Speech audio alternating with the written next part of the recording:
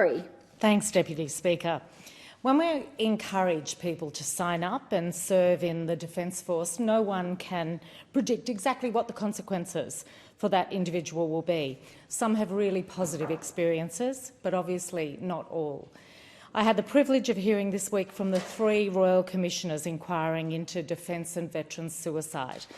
Nick Caldas, the former New South Wales Police Force Deputy Commissioner, retired Queensland Supreme Court Judge, the Honourable James Douglas KC, and Dr Peggy Brown, a psychiatrist and member of the Military Veterans and Emergency Services Personnel Mental Health Network, all eminently qualified to be commissioners on this Royal Commission. They shared with us some of their insights about the themes they're seeing in the evidence that they continue to take, including things like slow and complex processing times at the Department of Veterans Affairs, problems with the transition that personnel experience as they move into the civilian world and the preparation that they've had before they leave Defence, and also the barriers to accessing mental health support in a timely way.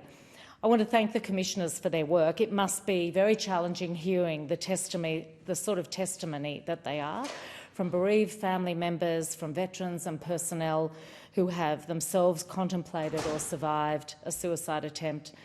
And, of course, the challenge of coming up with recommendations that will change the current trajectory so that we don't lose more defence personnel to suicide than we do in active duty.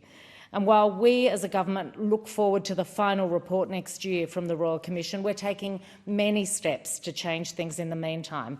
One of those is to have a Veterans and Families Wellbeing Hub in the Hawkesbury.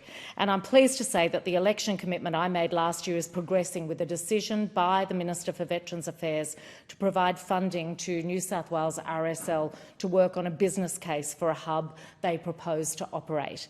This is a key step. I know we all want to see excellent value for taxpayer dollars, and the hubs we're developing go through a rigorous and thorough process to ensure they're delivering what's expected and needed for the veterans and defence personnel and families of today and of tomorrow. The Hawkesbury Hub is on top of the Skyville Community Wellbeing Hub being funded with a $5 million grant to the Hunter Anzac Memorial Group, so there will be a lot of support for veterans in the Hawkesbury. Deputy Speaker, I also want to commend 37 Squadron at RAAF Richmond for the Family Day that they held at the weekend. I was privileged to be able to see the families checking out aircraft, trying the virtual reality simulator, and people might have seen a larger number of Hercules flying around the district. That was a real treat for families.